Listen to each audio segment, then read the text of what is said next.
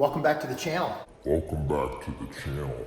It's a really nice day outside. So what do we say we hop on the Hulk, go for a little cruise in December. Definitely not used to going for rides in December. This is a new experience for me. Let's go get the Hulk out of the garage. Haven't been on a ride for 2.5 weeks. Let's take the bike out.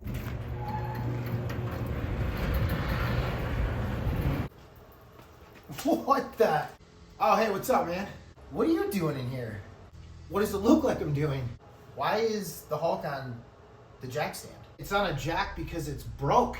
This really blows. I hope you can get this fixed. Do you even know what you're doing? The engine coolant temperature sensor is bad. You knew that. You took it up to Cycle Factory. You had those guys run all the codes. The engine coolant temperature sensor? I didn't even know this bike had one of those. This is an air-cooled bike.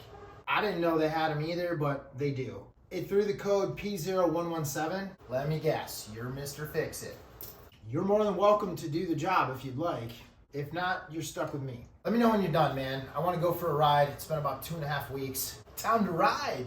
If you want to take it for a ride, you're going to have to wait a little until it's done. Man, I was really wanting to go for a ride.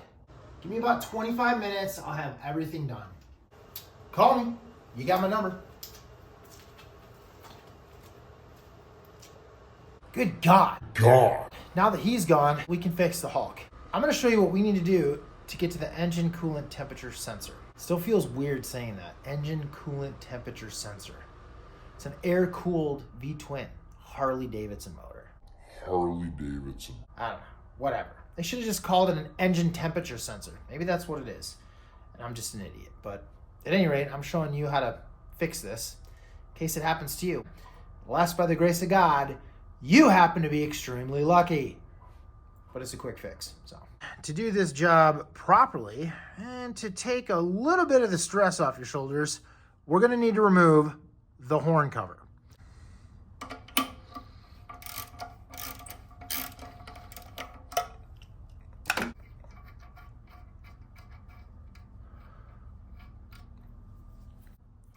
Voila! Now I've got better access to the engine coolant temperature sensor, which is located right here on the first cylinder head. There's a little rubber boot around it. You're gonna wanna slide that back to expose the brass part. So let's do that. There's a little clip in here. So here's what it's gonna look like exposed. As you can see, it's just threaded right into the cylinder head. I didn't even know this thing exists. I wanna come in, pull this clip down, right? And then this guy is gonna pop right off. Boom! There it is. Shit, we are doing it. This might be the first repair job that I have ever done where it actually takes the amount of time that the instructions tell you it will. Usually the rule is, first time you do it, if it says 20 minutes, it takes an hour. If it says 5 minutes, it takes half an hour. I'm not making this stuff up, I don't know. So anyway, this is a pretty quick fix. If it is what's wrong with the bike, and we hope this is what's wrong with the Hulk. I started it up right when I got home from Michigan. Here's the footage. Cold start. It ran absolutely fine for like 5 minutes. I let it just idle because it hadn't run for like 2 weeks. So, and then the next time I went to start it, it did this. Oh, she ain't liking that. And here we are. Yeah, here we are. Here we are. Fixing the Hulk. But at least you guys understand now what it is you got to do if you have the same problem. So hopefully it helps. All right, we loosened it up. Let's get it out of here. All right. There is the part right there. There it is in all its glory. So as you can see, it is a thread that's in the side of the first cylinder head. Not to make it sound super insignificant, but I mean, it's just a small part. See what happens for the new one in. Got a genuine Harley Davidson part, and wouldn't you believe it's called an engine temp sensor. Sensor engine temp. There you go. So there's your number, 3244699. We got it out of the bag, and as you can see, it's exactly the same. We've got the old one on the left and the new one on the right. I mean, I don't know, they pretty much look the same. This one looks like it's been used, right? Like it's seen some miles. 67,800 miles to be exact. And this one just looks pretty much brand new. I mean, they're exactly the same. There's no difference between these two components.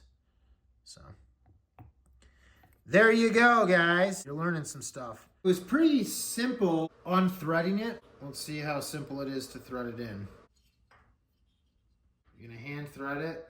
Definitely do not want to cross thread this part. That would be bad. So let's pay attention, folks. Let's do what we need to do the proper way, the right way. Let's make sure we get it in. Could you imagine if you were to cross thread the sensor? That would be just awful. I bet somebody's done it. Somebody out there has done that, has cross thread that sensor. Man, that would not be good. So make sure you don't do that. We didn't do that. We did not cross thread the sensor. So I'm just saying, that would suck though. Suck really bad. I was able to get in here with just a wrench. So you just need to snug it up. You don't need to make it extremely tight. Just snug it up. And I was able to get in there with a wrench and do that. All right, now we just got to hook up the sensor. She's clipped in. Let's get the boot back around it. There we go. Look at that. She's protected. She's changed. We are done. Let's start the bike up, see what happens.